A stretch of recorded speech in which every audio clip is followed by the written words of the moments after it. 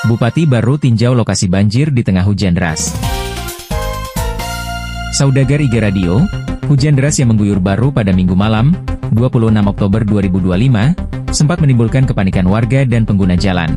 Genangan air di jalur utama Trans Sulawesi, tepatnya di ruas Makassar Parepare, membuat ratusan kendaraan terjebak kemacetan panjang.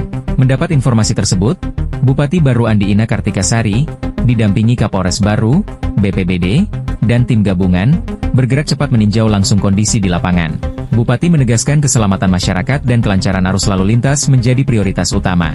Kapolres Baru mengklarifikasi bahwa jalur tidak terputus, namun genangan tinggi sempat menghambat pergerakan kendaraan. Saat ini air sudah mulai surut, dan petugas terus mengatur lalu lintas agar tetap berjalan. Bupati Andi Ina menyampaikan apresiasi terhadap respon cepat TNI, Polri, BPBD, dan aparat kecamatan yang sigap menangani situasi darurat dan memberi rasa tenang kepada masyarakat. Sementara itu, Kepala Pelaksana BPBD Baru, Umar Sinampe, menjelaskan bahwa banjir yang terjadi merupakan dampak multifaktor yang membutuhkan penanganan terpadu. Mulai dari normalisasi saluran, peningkatan drainase, pengelolaan sampah, penyusunan master plan drainase, hingga pengendalian pasang surut melalui sistem polder.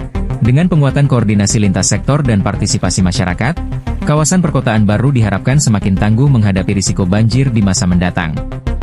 Demikian Iga Radio mengabarkan.